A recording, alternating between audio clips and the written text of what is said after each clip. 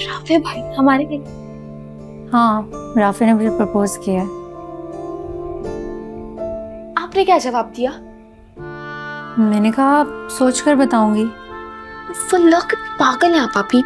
मतलब राफे भाई इतने हैंडसम है, इतने गुड लुकिंग है, इतने अच्छे अखलाक के, खानदान के सबके फेवरेट है, बीजान के एक ही बेटे, इतनी अच्छी जॉब है उनकी। और बस बस बस, इतना भी अच्छा नहीं जितनी तुम उसकी तारीफ कर रहे हो।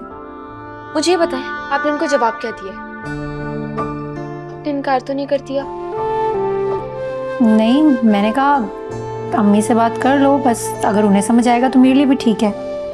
बस ठीक है, मुझे बहुत खुशी हुई है सुन के, सच में। आहिस्ता बोलो, तुम्हारे मुंह से अगर ये कोई और सुन लेगा ना तो शायद सबको इतनी खुशी ना हो। नहीं, मैं तो किसी को भी नहीं बताऊंगी, लेकिन मुझे बहुत अच्छा लगा ये सुन के। मैंने तो अभी से सोच लिया, आपकी शादी पे, मेहंदी पे मैंने पिंक और येलो कलर का कुछ पहनना है, और बारात में रेड नहीं, रेड तो आप पहनेंगे ही ना, लेकिन मैं कुछ अच्छा सा पहनूंगी। अच्छा बस बस चुप करो, सुबह कॉलेज जाने जाओ, जाकर सो जाओ, मुझे भी थोड़ा ऑफिस का काम करने दो।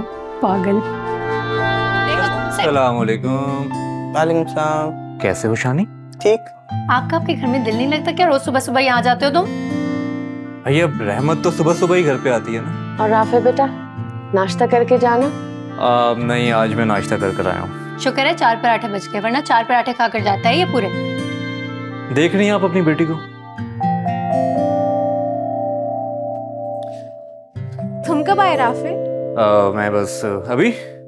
ताई अम्मी, आपको अम्मी बुला रही है ऊपर। जी अच्छा बेटा, बैठो बेटा। कैसे हो राफे तुम? हाँ मैं बिल्कुल ठीक, तुम कैसी हो? अरे वाह, तुम तो सुबह ही सुबह बड़े खुश और फ्रेश नजर आ रहे हो। मेरी तो सुबह सुबह आंखें ही नहीं खुलती। अब आप सुबह सुबह उसे देख लें जिसे दिल से देखने की ख्वाहिश हो।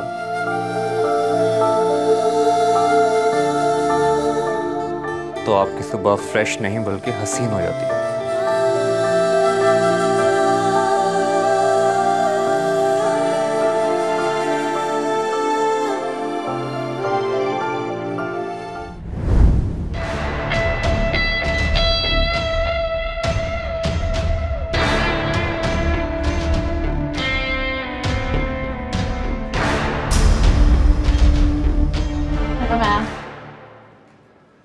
हाय अमल, आओ बैठो। अमल क्या हुआ? मायू। ये नताशा हर वक्त तुम्हारे ऑफिस में नजर आती है, जब देखती हूँ इधर ही होती है। अमल, वो मेरी पर्सनल सेक्रेटरी है। पिछले 4 साल से मैं उसे बर्दाश्त कर रही हूँ, अब मैं उसे 1 मिनट बर्दाश्त नहीं करूंगी। अब तुम्हें फैसला करना होगा शाहनवाज, कि तुम्हें मेरी नाराजगी की परवाह है या नताशा की। मैं चाहती हूँ कि मेरे भाइयों से मेरा रिश्ता और भी ज्यादा मजबूत हो जाए।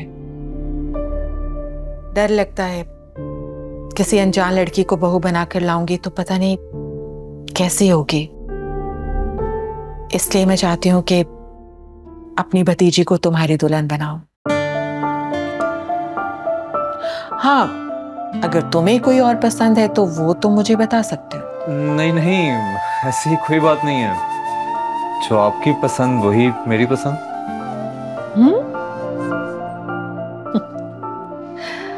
जीते रहो, अल्लाह तुम जैसी सादतमंद औलाद सारे वालिदैन को दे। तुमने मेरा दिल खुश कर। आइए सर। मैरुनिसा, हमारे चीफ गेस्ट शाहनवाज शाह साहब।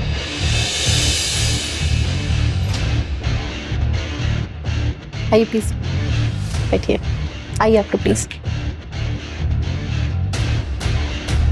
इंसान हमेशा मौके ढूंढता है अपनी खुशियां हासिल करने के, कभी दौलत में तो कभी शोहरत में और कभी पावर में, लेकिन दरअसल ऐसा नहीं है। मैं आप सबको कहना चाहती हूँ, मैं जब भी यहाँ आती हूँ मुझे ऐसा लगता है कि मेरे दिल का कोई बोझ हल्का हो गया। जितनी ज़्यादा खुशी मुझे इन बच्चों से मिलने की होती है, उतनी ज़्यादा खुशी शायद ही मेरी अपनी किसी खुशी में मिलती हो। जब तक मुझ में हिम्मत है मैं इस जगह पर आती रहूँगी और इसी तरह आप लोगों के साथ अपनी खुशियाँ शेयर करती रहूँगी। और आज सबसे बड़ी खुशी की बात यह है कि हम सबके बीच में इतनी बड़ी सियासतदान के बेटे मिस्टर शाहनवाज शाह बैठे हैं। ओए एक सेकंड, आप खड़े क्यों? आप प्लीज बैठे ना।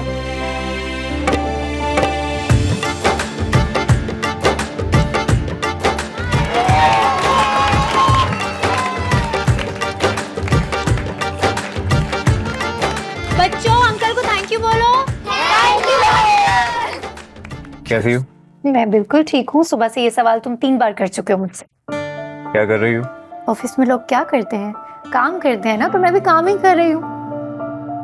तो फिर जल्दी से घर जाने की तैयारी भी कर लो, एक सरप्राइज मिलेगा तुम्हें वहाँ। है? कैसा सरप्राइज? भाई तुम्हारी जिंदगी का सबसे बड़ा सरप्राइज। अच्छा चलो देखते हैं। खुदा हाफिज। तो बस फिर फिरोज, रूज अब मेरी अमानत है। जब मेरा दिल चाहेगा मैं राफे की दुल्हन बना के धूमधाम से उसे अपने घर ले जाऊं। भाई बहुत बहुत मुबारक हो परवीन और फिरोज तुम लोगों को, और बीजान आपको भी बहुत मुबारक। खैर मुबारक। इस मौके पे मिठाई तो बनती है ना फिरोज? हाँ मैं मिठाई लेके आता हूँ ना। उसकी जरूरत नहीं है, उरूज लेके आ रही होगी चाय के साथ। हेलो। कैसा लगा तुम्हें सरप्राइज? बहुत अच्छा लगा तुम्हारा सरप्राइज, बहुत पसंद आया मुझे। मैं जानता था तुम जरूर खुश हुई होगी। बहुत खुशी हुई। अब देखो ना, तुम्हारी रूज से शादी हो जाएगी तो फिर मैं तुम्हें भैया कहकर बुलाऊंगी और तुम्हारे छोटे छोटे बच्चे मुझे मेहरू फूफो कहकर बुलाएंगे। ये क्या फालतू बातें कर रही हो तुम मेहरू? बिल्कुल ठीक कह रही हूँ मैं। तुम्हें अगर उरूज से शादी करनी थी, उसके लिए रिश्ता भेजना था, तो इस तरह से मेरा और मेरी माँ का मजाक बनाने की क्या जरूरत थी?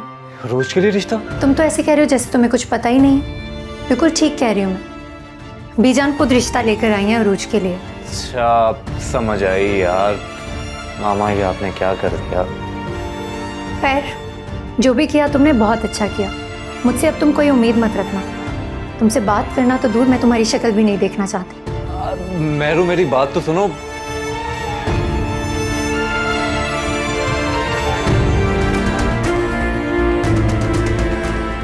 शाहनवाज मुझे तुमसे बात करनी है। तुम मेरे रूम में जाकर बैठो, मैं आता हूँ। मुझे अभी इसी वक्त यहीं पे बात करनी है। एक काम करते हैं, हम एक छोटा सा ब्रेक ले लेते हैं, ठीक है?